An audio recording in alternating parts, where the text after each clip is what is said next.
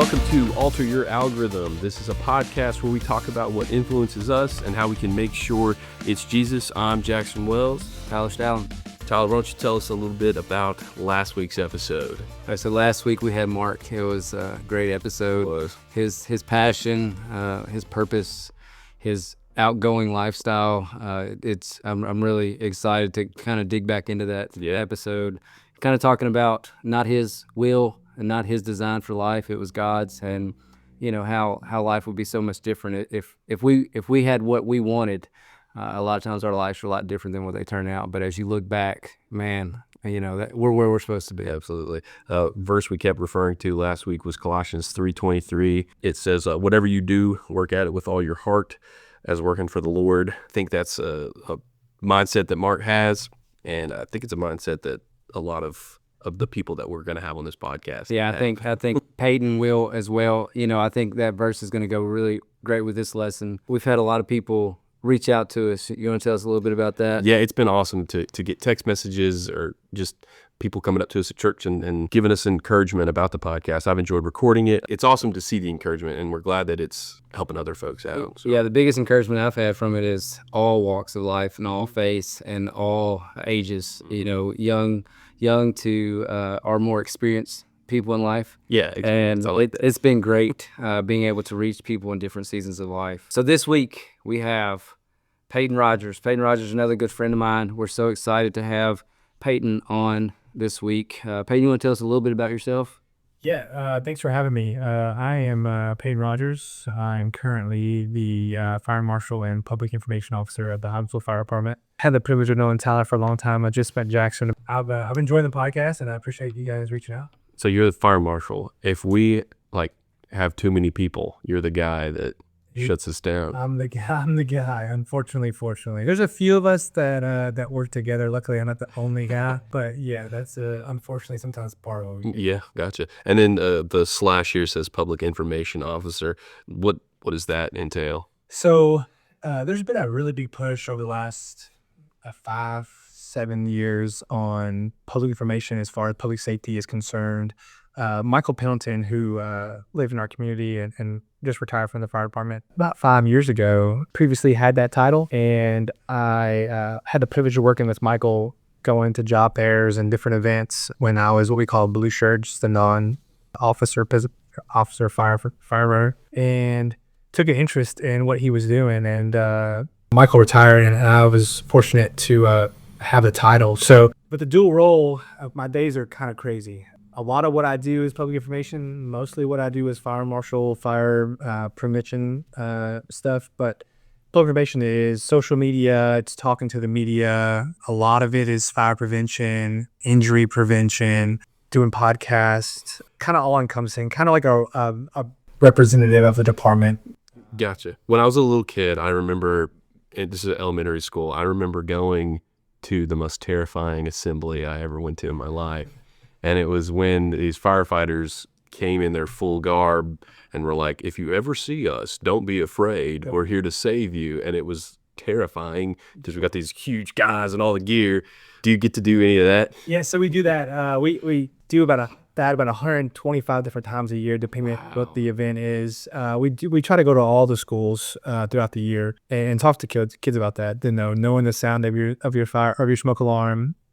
Getting comfortable with the lights and the sirens of the trucks and the sounds of the trucks and what our people look like with SCBAs on and mask and the breathing and how their voice changes. And so very much a part of that. Actually, as I just walked in here, I got a text about scheduling an event in a couple weeks. So I do that. I can't do that alone. I have a good team of folks to help me. And then also we use our on-duty personnel to help with that too.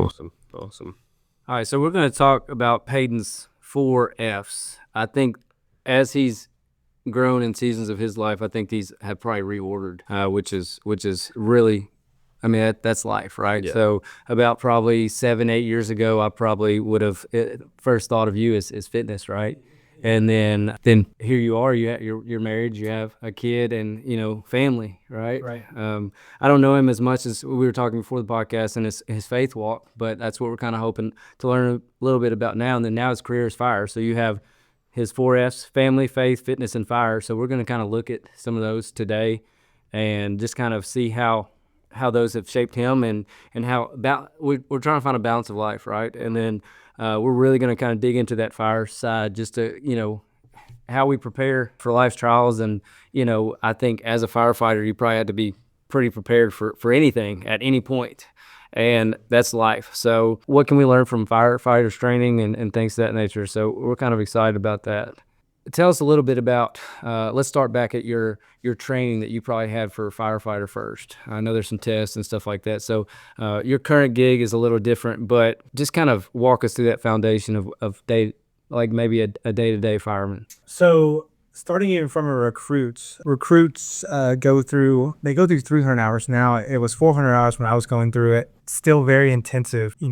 What we do at the department is oftentimes take people that have no background in fire and EMS, and we bring them in and we train them to be excellent EMS providers, excellent firefighters. And so it's a 300-hour academy. You learn everything from tying knots to how to open a nozzle to how to properly rescue one of your fellow firefighters and get them out of a building. You learn how to not be afraid of fire, what it looks like, what the heat feels like, and we try our best to pair folks in a controlled environment for the real world. So when that bell rings, they're ready to go. Mm-hmm.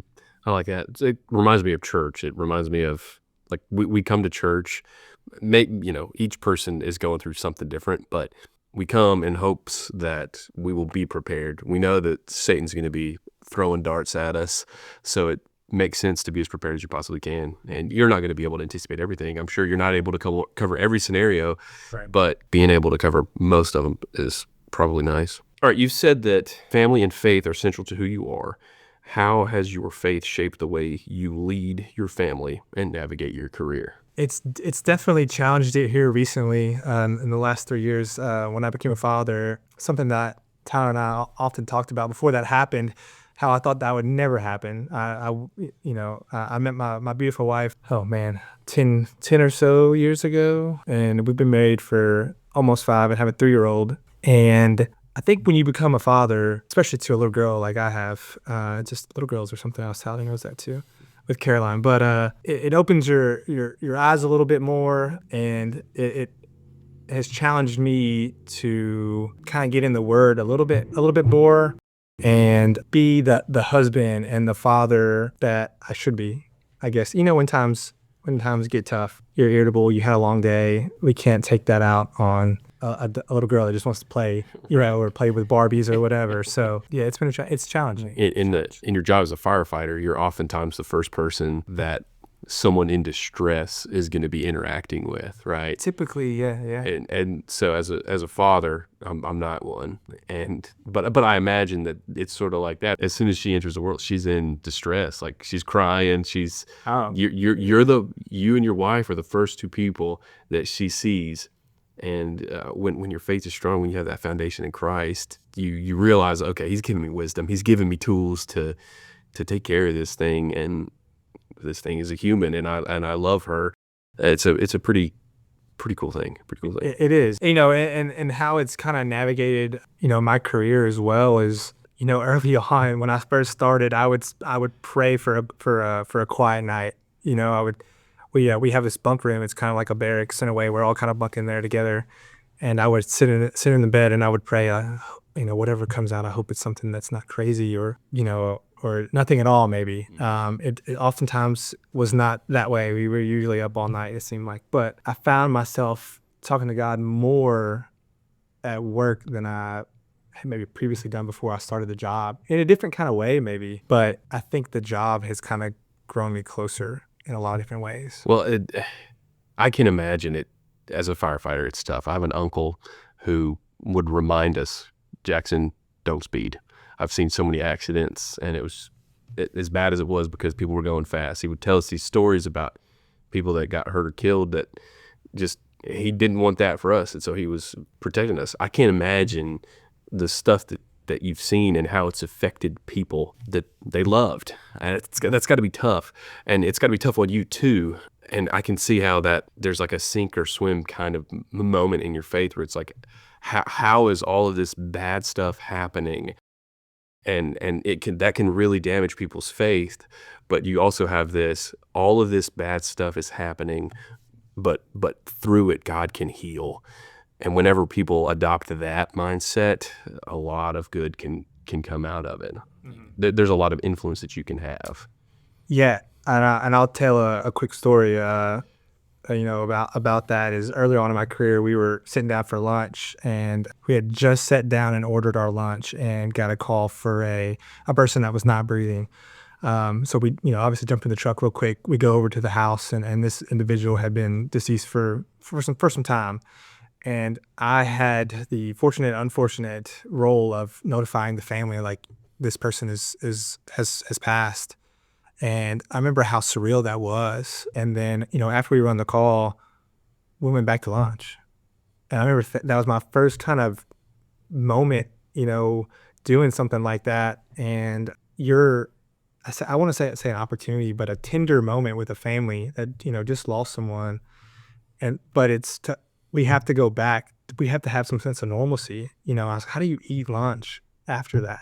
How do you go back and just get ready for the next call and continue on? So I experienced that. I know there's 100 other odd folks here that I work with that have experienced that too. And so telling someone that story that hasn't walked those same steps can oftentimes be shocking. Yeah. And so luckily now we have a lot of mental health experts that we call on, and we have a full-time chaplain that works with us that has walked those steps with us. And so our people that experience that on a daily can pop in and kind of debrief. It has tremendously helped us all. Even though I'm not on that side of things anymore, him and I still have a lot of conversations. We had one last week. Important to have those conversations. Absolutely. Yeah, absolutely. Yeah, I mean, I love kind of what you're saying here, and I've seen that, as you've changed seasons of life, trying to leave work at home, you have to, right?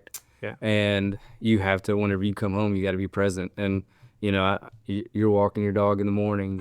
You're walking Channing. Like, I love where you are now in your career, to where you're not on 24 and 48. Or off. On 24, off 48. Like, you have a normal type of job to where you can focus on some of the right things. I mean, it's got to be tough to be a firefighter, and it's a calling. Yeah, Totally. it is. I know it requires physical endurance, and you and I go back to we've had lots of competition. We have lots of friendly competitions, and lots of we've pushed each other and things like that. And I know 5 years ago I was in a different stage of life. You're catching up to that. Yeah. So I know you've changed mentality over time, but you still train spiritually and physically. So how do you do that on a daily basis to make sure that you stay ready? Because I mean, it's not you don't have an easy job still now, right? So you still see things. So how do you make sure that you're taking care of things at work, but also being present at home? It's a tough balance. When I was on shift, I would, our girls work 7A to 7A. When you're driving home in the mornings, a lot of folks are driving to work. And so you get to the stoplight. I remember thinking, like, this person next to me has no idea what happened in our city overnight. They're going to their job and probably completely oblivious to what I did, what other folks did. You had that 2 days to kind of rest and recover. And early on, it was 4 days. 2 days was not enough. But, like you talked about seeing my morning routine. I'm very routine in kind of what I do. I get up at 5:30 every day, and I kind of have a moment where I make breakfast and I have a cup of coffee, just myself, when everybody in my house is asleep, just me and the dog pretty much. And I think that kind of sets the caliber for the day for me, because even though my job is kind of routine now, we still don't really know what's going to happen. I could have a plan going in, and as soon as I get there, things change. And it's the same for a lot of my coworkers that are on the other side of the operations. But a routine, I feel like, really helps us. It helps me, at least, to kind of stay focused. And then at the end of the day, before I come home, I usually take 10, 15, 20 minutes in my office, and I just kind of don't do anything work-related. And so when I come home, I can be present. It doesn't always happen that way. The phone continues to ring. The emails continue to come through. I do my best. My wife might say different, but I do my best to not answer and especially answer emails and never answer the phone. Yeah. When I was a kid, my favorite passage, we had a church camp, and this was the theme verse, and I think it talking about a routine for physical fitness, but also spiritual fitness. We want to be in the best shape that we can be so that we can handle what Satan's going to try and throw at us. But it's 1 Corinthians chapter 9, verses 24 through 26. Do you not know that in a race all the runners run, but only one receives the prize? So run that you may obtain it. Every athlete exercises self-control in all things. They do it to receive a perishable wreath, but we an imperishable. So do not run aimlessly. I do not box as one beating the air, but I discipline my body and keep it under control, lest after preaching to others, I myself should be disqualified. What you're talking about is you have this discipline that you have so that when you go home to your family, you are, like you said, you're able to be present. You're having to discipline yourself to do those things. We have to do that spiritually as well. We have to be aware of what we might succumb to, and with the theme of alter your algorithm, we have to change the things that maybe we aren't being spiritually fit on to an exercise that helps us meditate and overcome those things. Firefighting is a unique job. Not everybody can just sign up and do it. It's a calling. It's something that you feel compelled. You want to help people. You make that decision to do it, and you have to commit. How did you know that was the path that you were going to go on? How did you know that that's what you were being led to do? I have a really unique way how I got here. I guess you have to kind of go back to, I was probably 11 or 12 years old, and my uncle lived in Phoenix, Arizona, and we were flying to Phoenix, and we visited him, and we were flying home, and our seat next to us was a fireman, and he had his helmet, and I remember sitting next to him and talking about that, and I asked him why he had his helmet, and he was flying from Phoenix to the World Trade Centers. This was October of 2001, and he was flying up there to assist in the search and rescue efforts. I remember seeing this fella, and he had the coolest mustache, a thick gray mustache, and he had the coolest leather helmet, and he let me put the helmet on, and I think that was probably my first core memory that I remember of looking up to someone like that. You know, I would go to high school, I grow up, I go to college. I went to, I don't know how many, 4 different colleges. Finally graduated college and thought I kind of wanted to do a corporate job, moved to Nashville, and it just I wasn't very fulfilled at all. And I knew that fairly quickly, but I just uprooted everything and invested. And so I was like, okay, I'm going to stay a year. And the whole time I just kept thinking, this is not what I'm meant to do. So I ended up coming back here. I knew that I wanted to pursue firefighting, and I wanted to do it in my hometown. And I moved back here, took a job at the school as a teacher for a year, waiting for a process to open. Finally, a process opened. I applied, was able to get hired the first go, which is pretty unheard of in the firefighting world. You usually have to interview several different times and try, and was able to get picked up the first time, which I was very thankful for because I was not meant to be a teacher. At least in this educational setting, that was that. But I just started in 2018, and the first day I think I knew, okay, I'm where I need to be. It hasn't felt like a job since that day. I get to work with a lot of really smart people. I'm very fortunate that it all worked out to do it here. That's pretty awesome. We have a really good fire department here. Yeah, I mean, just hearing that, I remember a lot of that. I remember we had several conversations, and it was kind of a time I was like, man, we need to get more people like Payton back in town, and I was excited that worked out. That was neat. So being a firefighter, like, it's one thing for you to train and you to be prepared, but like, you're not the only one fighting fire, right? You have to have help in that. Sometimes, like, you're risking your life, and sometimes you have somebody else that's there with you. So tell me a little bit about how you have to have a trust in your team and how you got to make sure that you guys all have each other's back. Yeah, you build that in the academy. So our academy was about 9 weeks long, which is fairly short, again, in fire department standards, and it's very rushed, 12-hour days. PT starts at 6:30 every day.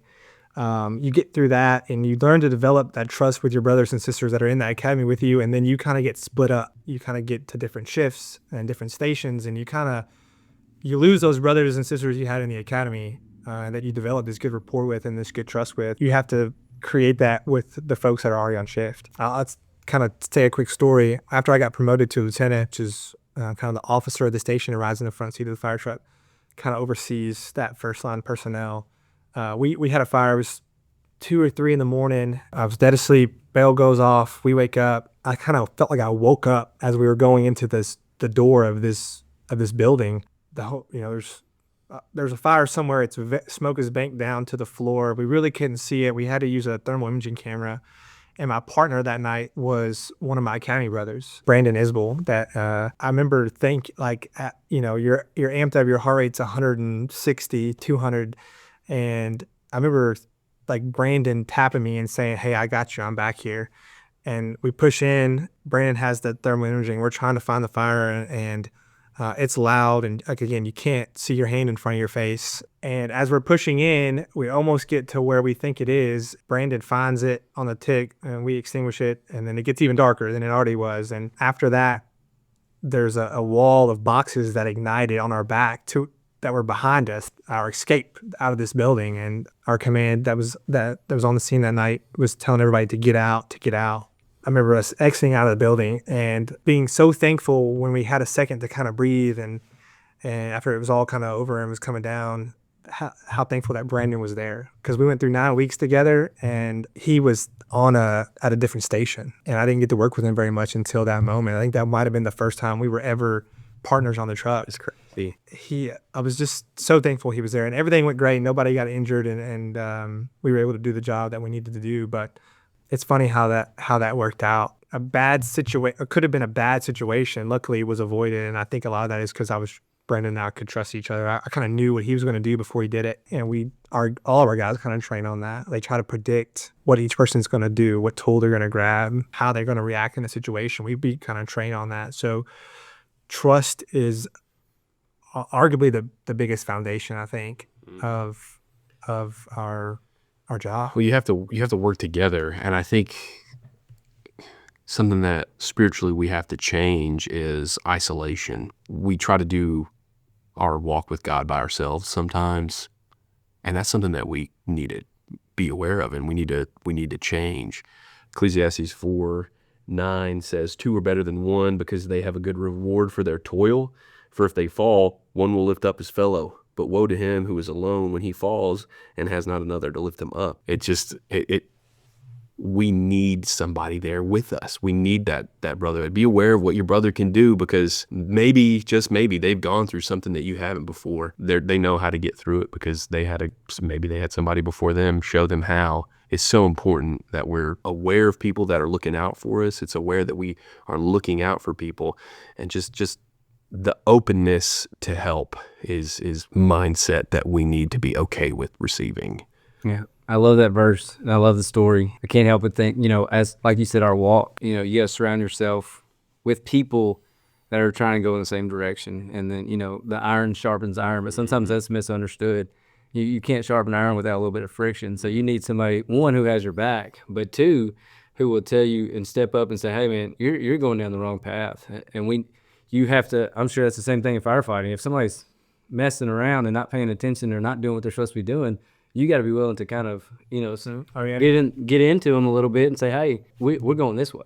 And I think that's the same thing in life. You have to have those people, not just yes men around you. You have to have those people that are willing to make sure that you're doing what you're supposed to be doing. Call you out. Yeah. Like strippers call you out. You mentioned earlier the value of having somebody on staff, the chaplain, who you're able to go to and talk to. Share with us a little bit, because I think this is also pervasive in society in general, but the awareness of mental health and how that has been brought up in firefighting.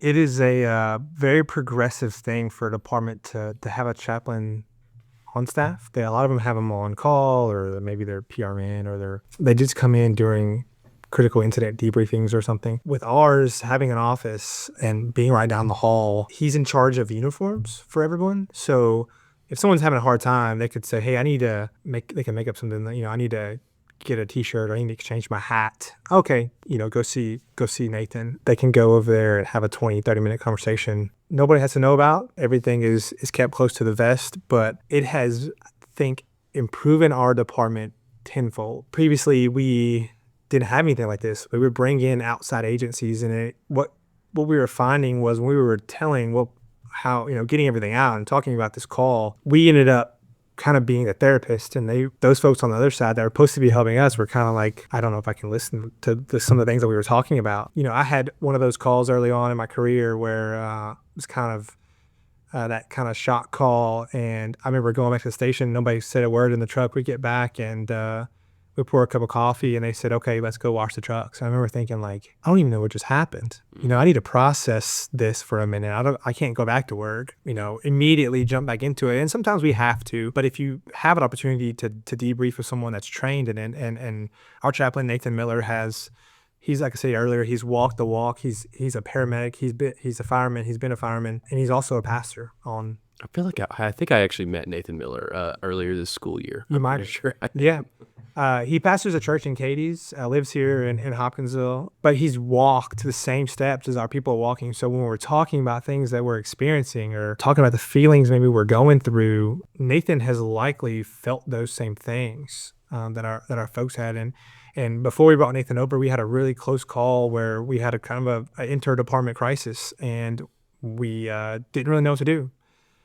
So Nathan came over within 24 hours. Hey, you're going to have an office here. You're going to start on days tomorrow if you want it. And he absolutely wanted it. It has improved our department morale. It's proven the mental health of our people. Our people are more prepared to make those calls and to intervene when they're called upon, I think, because of the work that he's done. Absolutely. Well, as a person who lives in Hopkinsville, that is great to hear, knowing that our service members are like ready to go and they're okay. That's encouraging.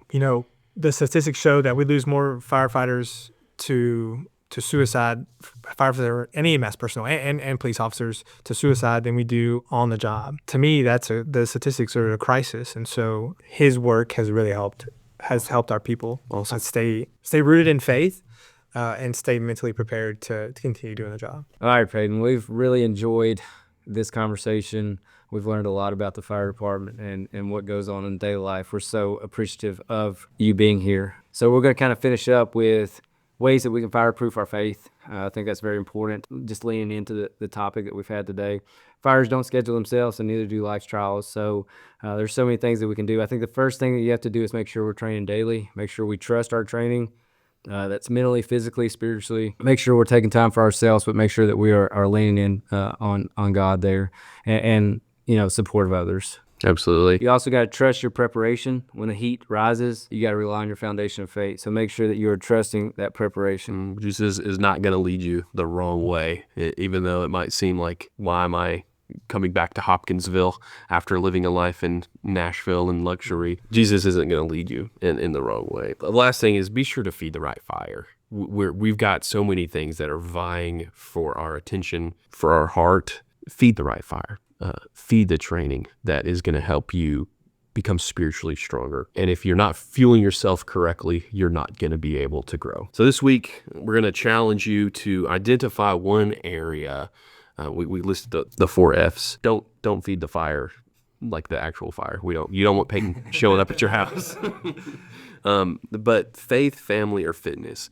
And maybe it's all 3 of them. Evaluate those things and see, how can I improve those? How can I allow Jesus to help me improve those? And commit to strengthening one of those this week. I think it would be really good. When the heat comes your way, you'll be ready. Well, and I like to think you don't want any of these to be lukewarm, right? No. We don't want a lukewarm marriage. We don't want to be a lukewarm father. You definitely don't want to be a lukewarm Christian or have lukewarm faith. So let's have fire in all these. And it kind of goes back to Mark's episode last week. Just be all in. Yeah. In some of these when it's time to be all in that particular. Absolutely. Yeah. Absolutely. So tell us who we got next week. Next week, we have Dior Curtis. He is Christian County High School's boys basketball coach.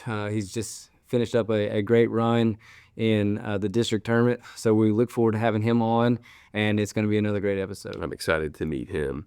If you are a listener, first-time listener, we hope that you subscribe. If you've been listening for a while and you like what you're hearing, leave us a review. Share this with someone who you might think would be interested in hearing this message. Be sure to reach out to Tyler or I. We love the feedback. If you've got an idea we would love to hear it. So as we close, I'll say a prayer, and then the podcast is yours. God, we come before you now, thanking you for Payton, the work that he does in this community. I just ask that you bless him and keep him safe, as well as all the other service members that we have here in Hopkinsville. We're thankful for the work they do and the protection they provide. Father, help us grow in the way that we love our families. Help us grow in our faith so that we can become closer to you. Help us to train so that we are more like Jesus. Be with us this week as we go and do the things we do. In Jesus' name we pray. Amen. Thank you for listening to Alter Your Algorithm.